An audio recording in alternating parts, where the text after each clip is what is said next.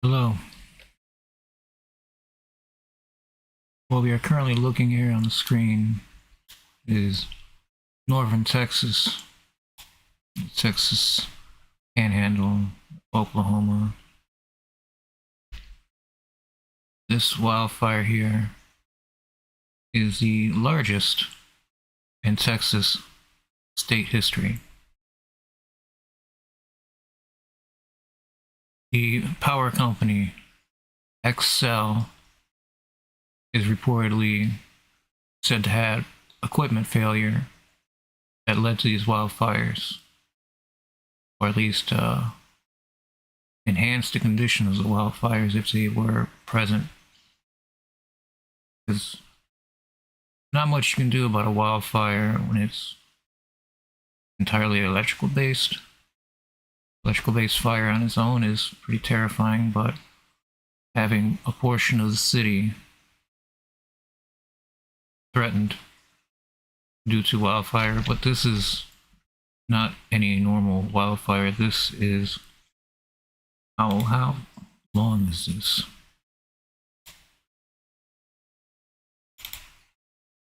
176 or so kilometers is the length of this wildfire. You can see it burns straight and then out. It's going to blow out as much as possible. In this case, it raced quickly, very quickly, and in just a couple of days, burned over 178 or so kilometers in Texas, northern Texas.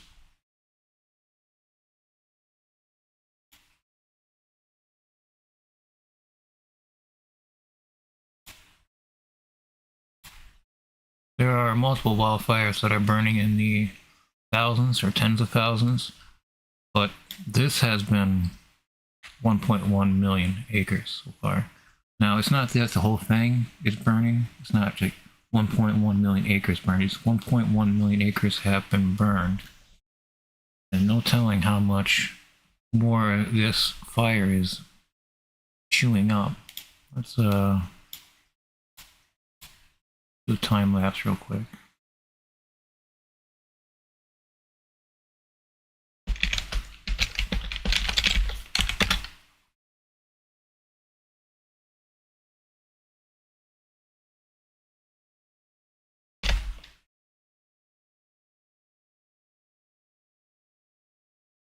Waiting for it to load, I apologize. Okay, here. Here is pristine.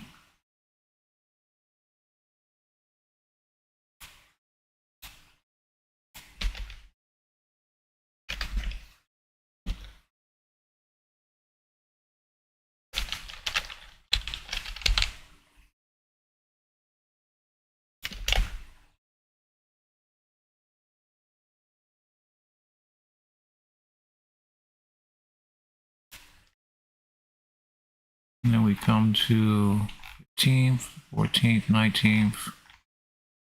Went down to the 27th. Can't tell if that's from the wildfire. This probably might be actually 28th here, but it's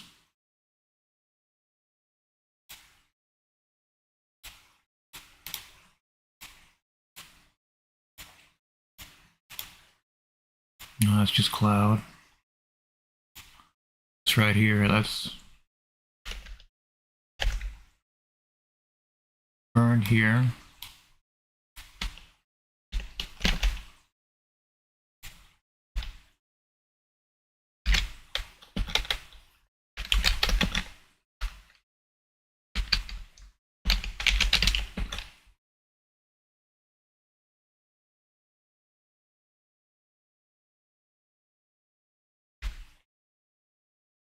Let's turn on the audio.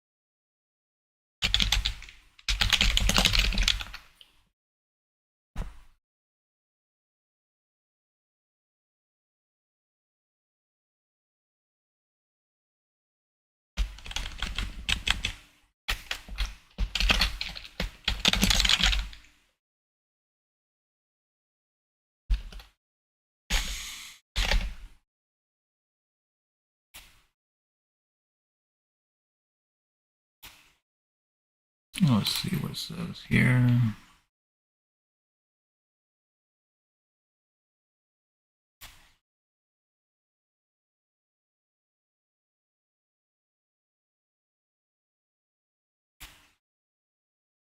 Flames still scorching the Texas Panhandle this morning. New video from firefighters in the front lines of the Smokehouse Creek Fire. It's now This is CBS News.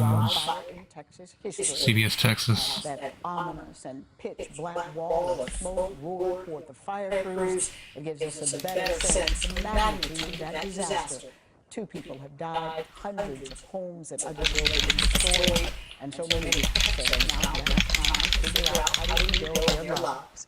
CBS News Texas's Jason Allen has been in the fire zone, seeing it firsthand. This morning, he's sharing heartbreaking stories of irreplaceable loss.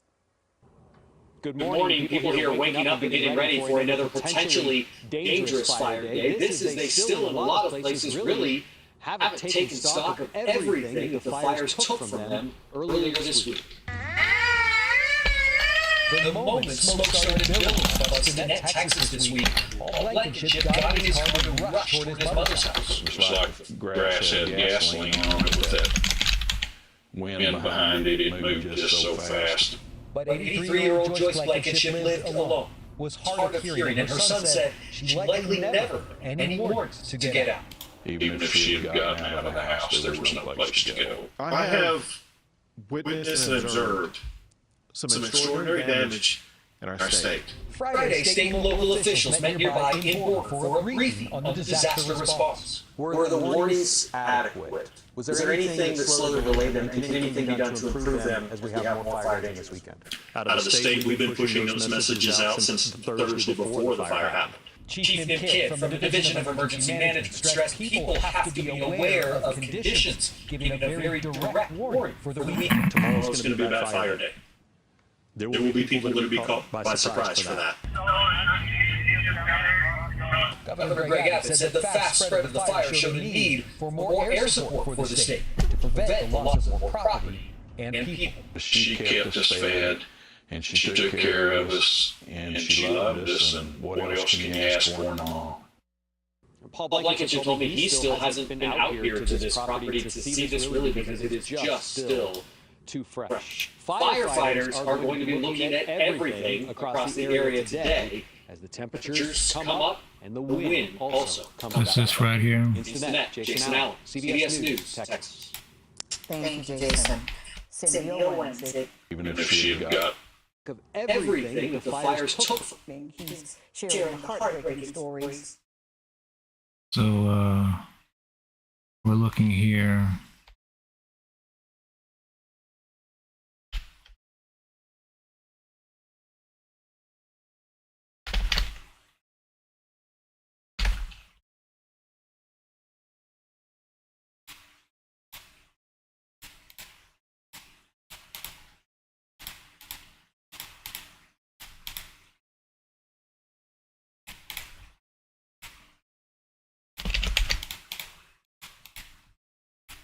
Which play?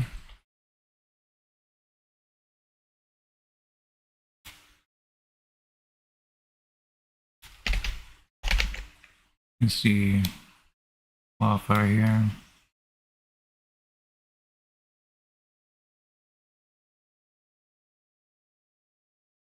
$1.1 million acres plus, and still ongoing, still happening.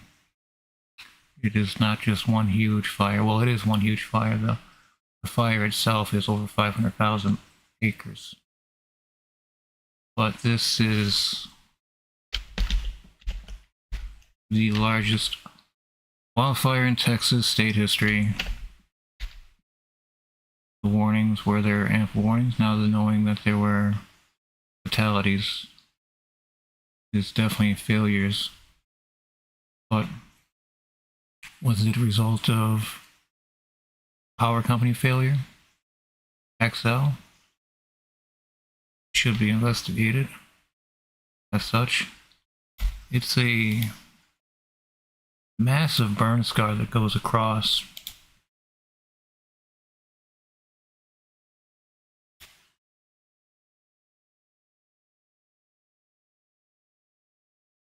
there's one fire here, but you just treat this whole thing as one fire. As it burned, it rolled, and as it continues straight, it burns out.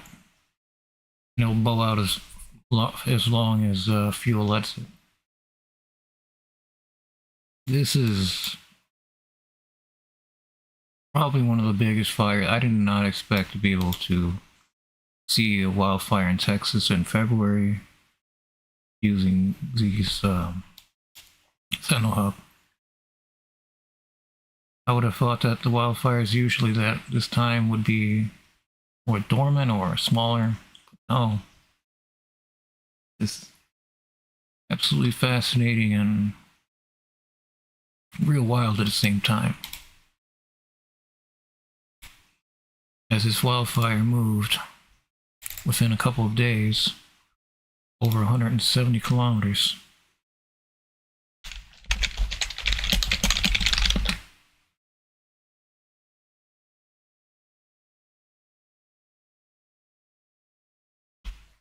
Or just over 105 miles. It's huge, massive, altering, and will it continue on into Oklahoma? Is it already in Oklahoma? Not yet.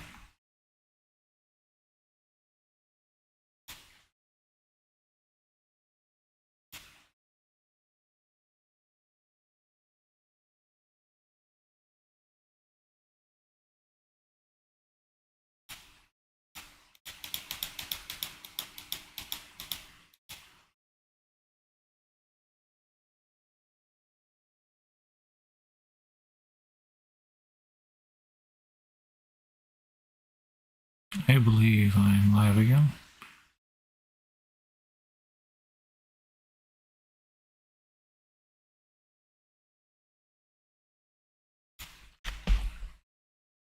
Here's some of the wildfires here. Magenta wildfire. Windy Deuce wildfire, 40,000 acres.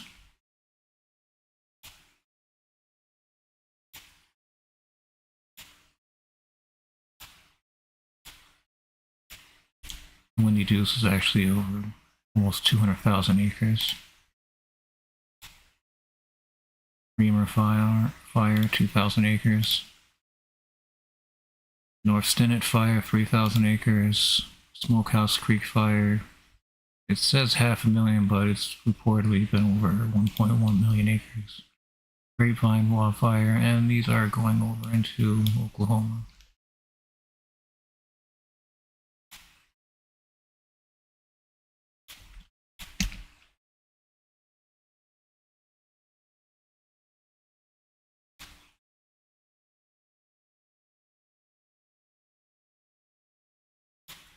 Alright, I'm going to call the stream here. This is the extent of the visual that I can get on the fire here.